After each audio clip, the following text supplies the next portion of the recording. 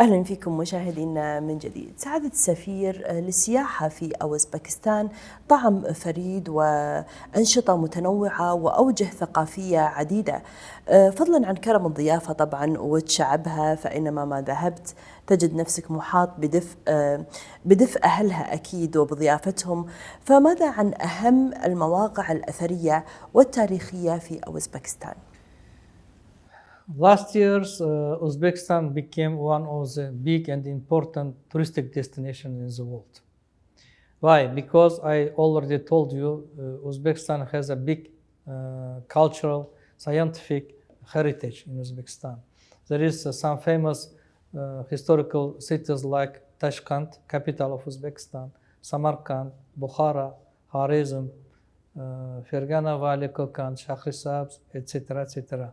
And I already told this, there is in Uzbekistan more than 7,000 historical cities in Uzbekistan, historical monuments in Uzbekistan. In Uzbekistan today, this government gives very important, big attention to the development of touristic sectors. In country, we create already all infrastructures. And there is some different hotels for till 5 stars. And between these important cities, there is a speed train, like in Europe, for example. There is a flight, for example. There is a bus.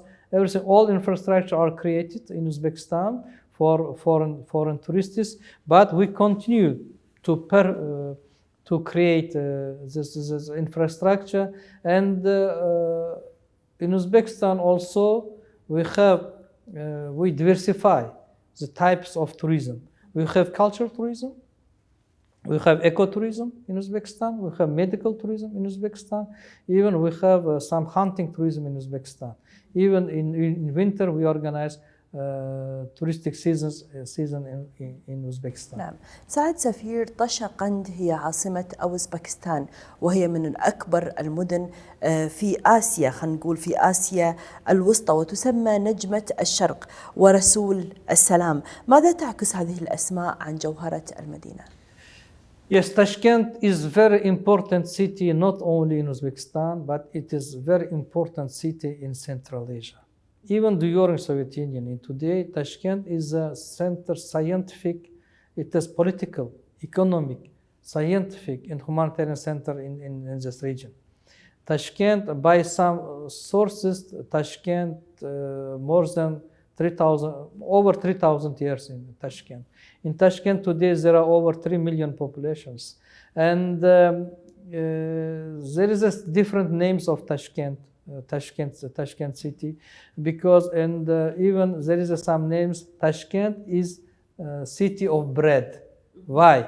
Because during the Second World War, we received more orphelina, more women from other countries of Soviet Union when this war beginning, from, for example, Ukraine, from Belarus, from Russia, and we give to everybody bread. We share our foods with everybody, and Uzbek families received these orphelina, these children, and to their family. And the children was educated in Uzbekistan. And from this period, Tashkent also, one of the name of Tashkent is city of bread. This very beautiful city, this political, of course, and center of Tashkent, of Uzbekistan. And there is some big, large prospectus in Tashkent. There is some historical monuments. There is some modern building in Tashkent. What I tell you, if you want to know more, please come to Tashkent. إن شاء الله. وعشان نجي طشقند، شنو أحسن مواسم السياحة لزيارة أوزبكستان أو طشقند؟ And for tourism season Uzbekistan, openly Uzbekistan is good for 4 seasons. In Uzbekistan there is 4 seasons. Alhamdulillah, you see clearly 4 seasons in Uzbekistan.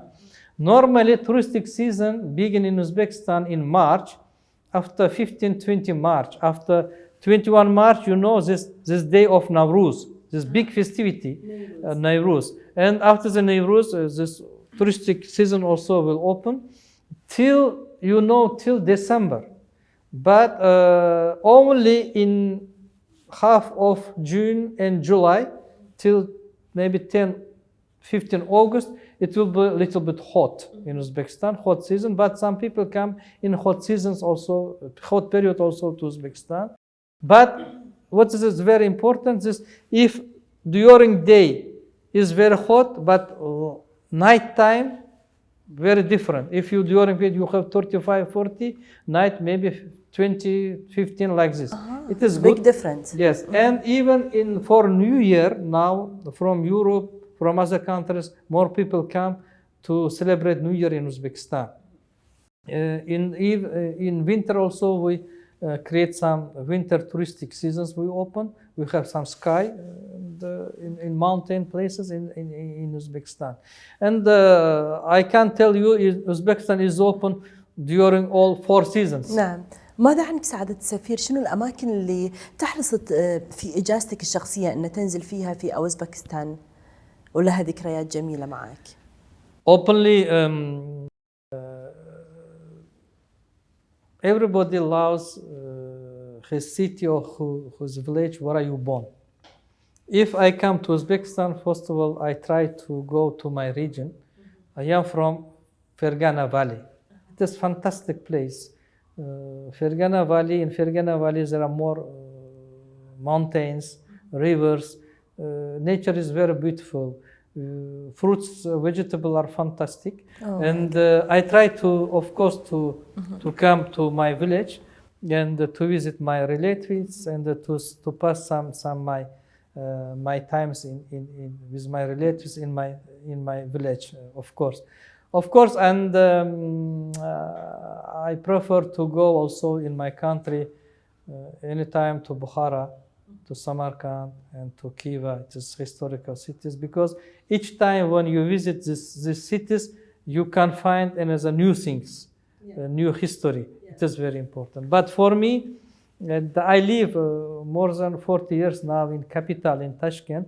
When I came to Tashkent in 1980 to pass to university, and from this period I am in Tashkent, in capital.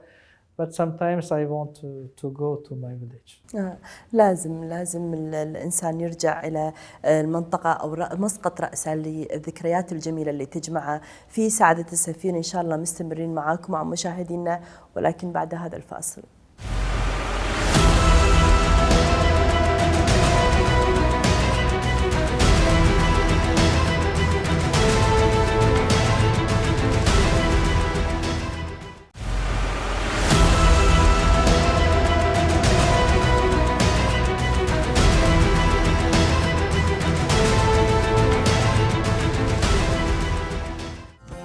يأتي رمضان في أوزبكستان ليذكر المسلمين بعظمة تاريخهم وحضارتهم وتراثهم، فيهبوا ملبين دعوة أجدادهم العلماء، فتمتلئ المساجد على آخرها، ويفترشون الطرقات التي طالما سار عليها أسلافهم، حيث تكتظ المساجد الكبرى بالمصلين على مدار الصلوات الخمس، مثل مساجد حضرة إمام وكوشكا والحاج أخرور ومسجد والي ومينور ومسجد نمازقاه وسمرقد وغيرها من المساجد.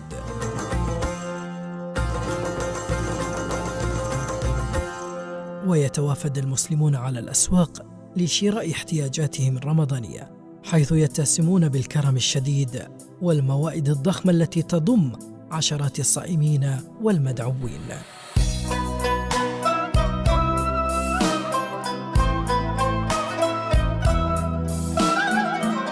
وتشتهر أوزبكستان بزراعة الخضروات والفواكه والحبوب، إلى جانب تربية الماشية في الوديان الخصبة التي تعد مصدراً للحوم في معظم الأطباق، ولذلك تعج أسواقها بالخضروات والفواكه الطازجة، وتتكدس باللحوم التي يقبل عليها الصائمون بشكل كبير خلال الشهر الفضيل.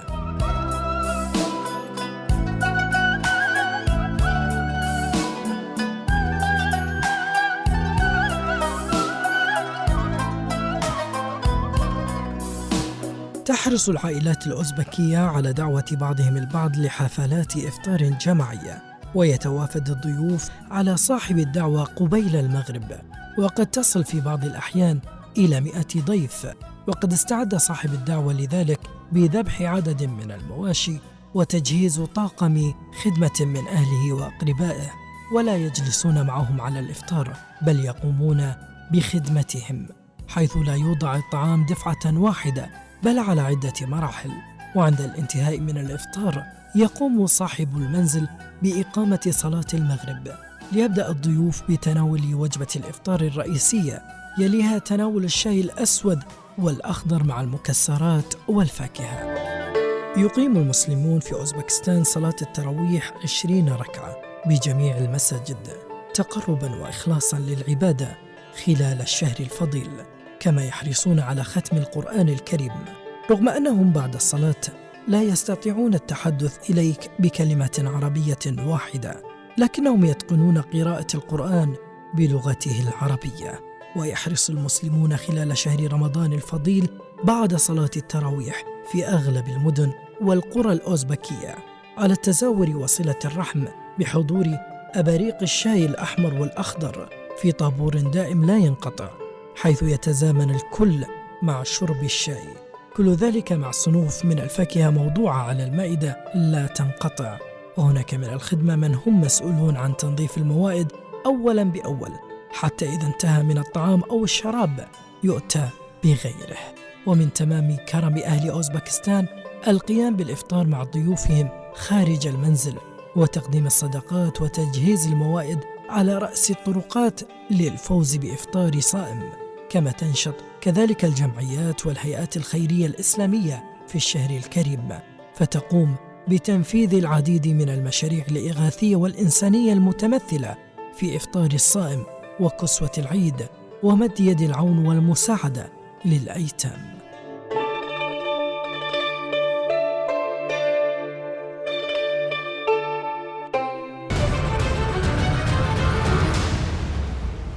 حياكم الله مشاهدينا مرة أخرى، ونستكمل حوارنا. سعادة سفير، إذا تكلمنا عن شهر رمضان المبارك، كيف يستقبل الشعب الأوزبكي شهر رمضان؟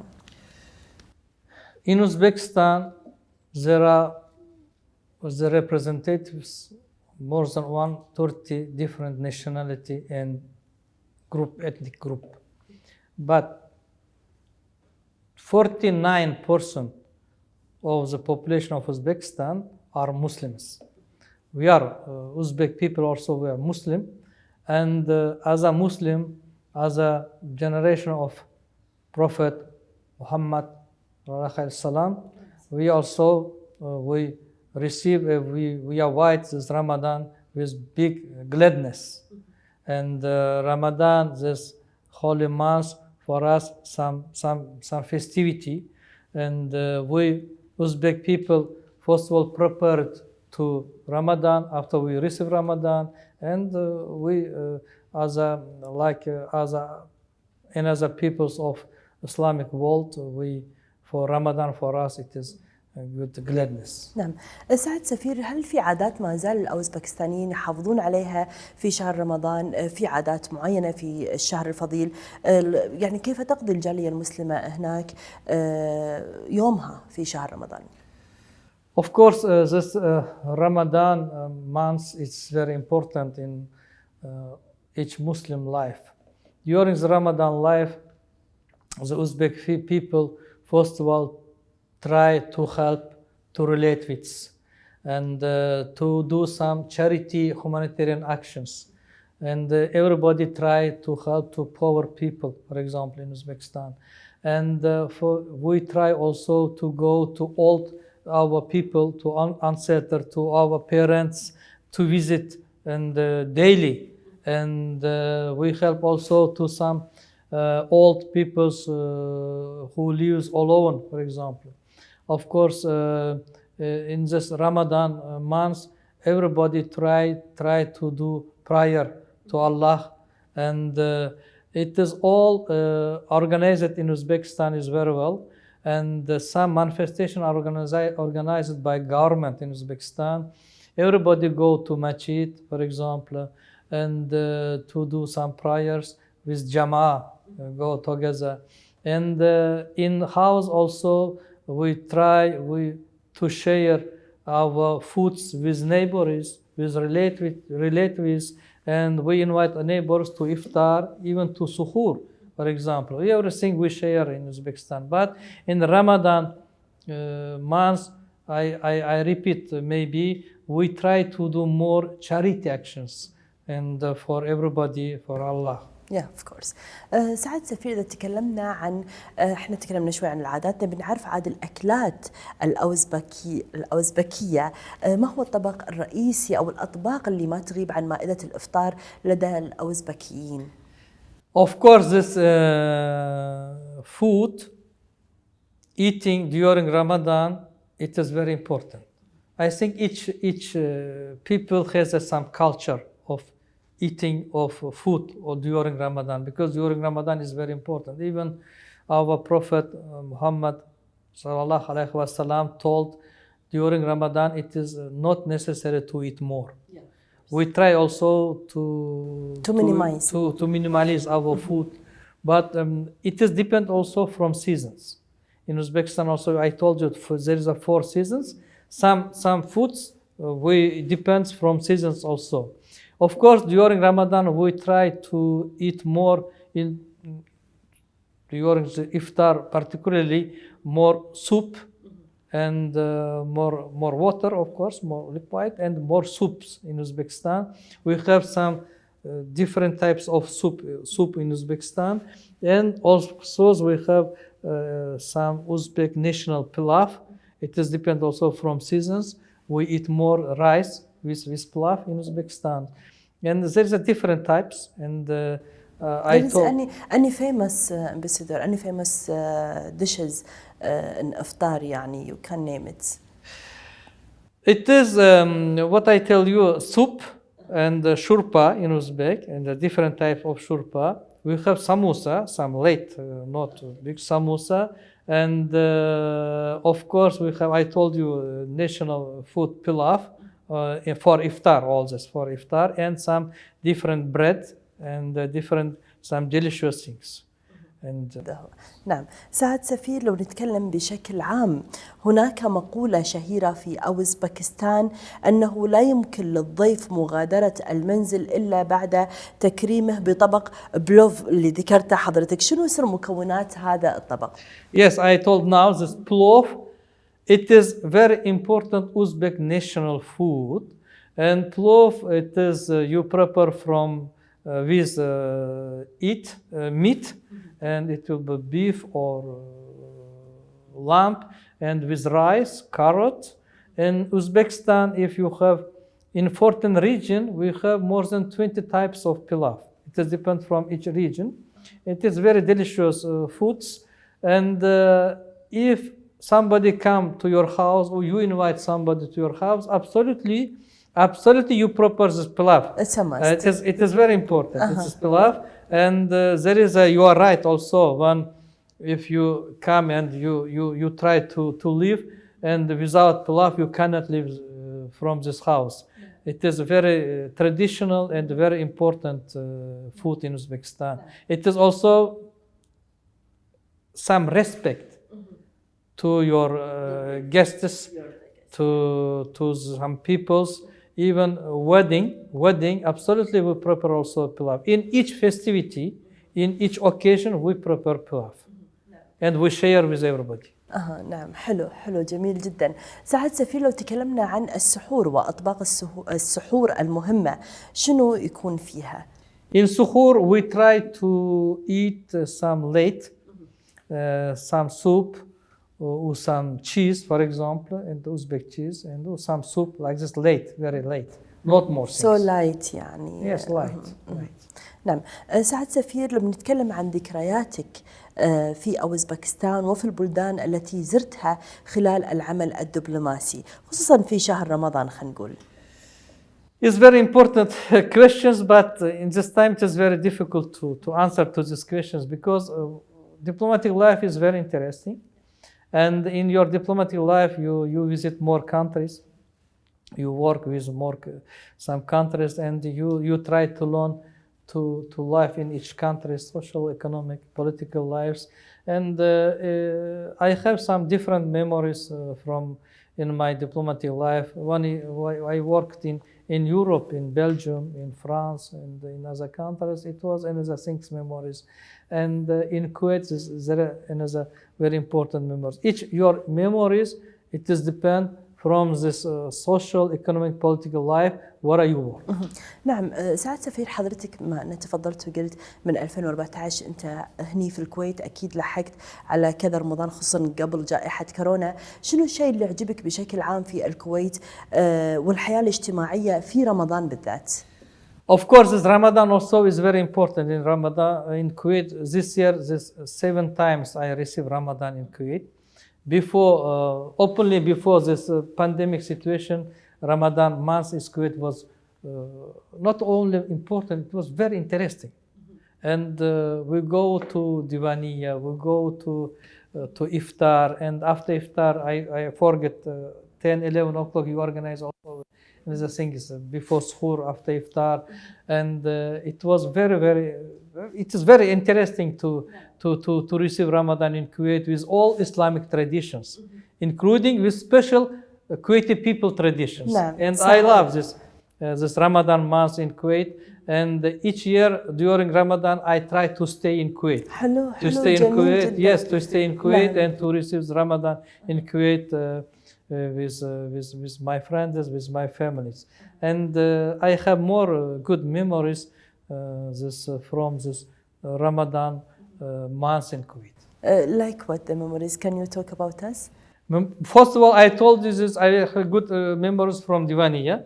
Second, and from friendshiply in Kuwait, some iftar, for example. In Kuwait, people also try to share everything with friends, with neighbors, and everybody send message, for example, how are you, what I can do for you, what do you do. It is very good for relationships between peoples, between relatives. It is very important. And second, I see more charity actions in Kuwait.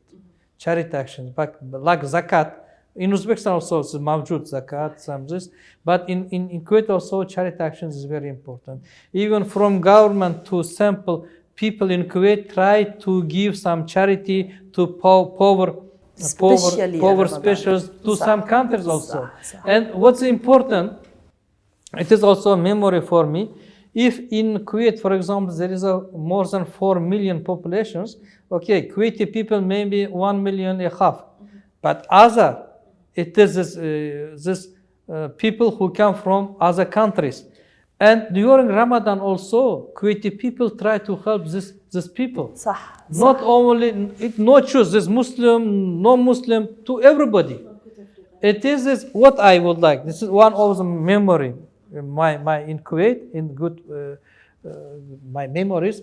In Kuwait also like now becomes this multicultural and multinational country with other people who come to work in Kuwait. And in this case, Kuwait try to create same conditions to everybody. And it is very important. In this case, why I love also in Kuwait, because among this particularity, Kuwait is a safe country. Why safe country? Because it is grass of constructive internal and foreign policy of Kuwait. You see neighbors countries, in some neighbors countries now situation is very bad. And but in Kuwait, Alhamdulillah, there is a stability, peace, and everybody is happy. This is safe country. It is grass the good policy of government. Grass this good for the friendship of Kuwait peoples. And grass this Kuwait people loves his country. But I maybe repeat, this during Ramadan, this charity actions also in Kuwait is very, very important. It is good example for other countries. نعم، هذا بالنسبة للعادات اللي عجبتك سعادة السفير. ماذا عن الأكلات الكويتية في شهر رمضان؟ المكبوس، المطبق، الأكلات الكويتية. الكويتي food in Ramadan, especially the main dishes like مكبوس. Yes, it is all your food is good. Now sometimes I try to receive from outside also some. Which one? You know what is I try to do during Ramadan? My order for delivery openly from Al-Ghanim. Hello. You can find everything what you can eat during Ramadan. Sometimes, of course, it is important fish, light, and all this Arabic foods is very important during Ramadan. الحمد لله. سعادة السفير, the last word, كلمة أخيرة إذا تقدر تقولها للمشاهدين بما أنه وصلنا إلى نهاية حلقتنا. First of all, I would like to thanks for this today, for your invitation to your program, and I would like to wish all success to your program. And second, during this Ramadan, I would like to wish all my best wishes to Kuwaiti people, to all people in the world, to Muslim people, wishes of happiness, of prosperity. And I want Kuwait also become very important countries in the world. I hope and I pray Allah during the Ramadan times, our relationship is between Kuwait and Uzbekistan will be growing more, and I want our people become very friendly ship. And I forgot to say one thing very important to my friends from Kuwait. And now to attract more from Kuwaiti friends to Uzbekistan, now we introduced free visa to Kuwaiti people for 10 days. Now it is good, but we introduced also electronic visa for Kuwaiti people. And from 15 June, inshallah, Al Jazeera go to Uzbekistan to establish some first direct flight between the two countries. I told you now because this all our efforts. It will be a good contribution to approach and to friendship relations between Uzbekistan and Kuwait. And all my best wishes to all people of Kuwait, to our Muslim brothers and sisters. شكرا سعادة السفير, ونحن نشكرك أيضا على هذا اللقاء الرائع. مشاهدينا الكرام, وصلنا إلى ختام الحلقة. شكرا لكم. Thank you very much.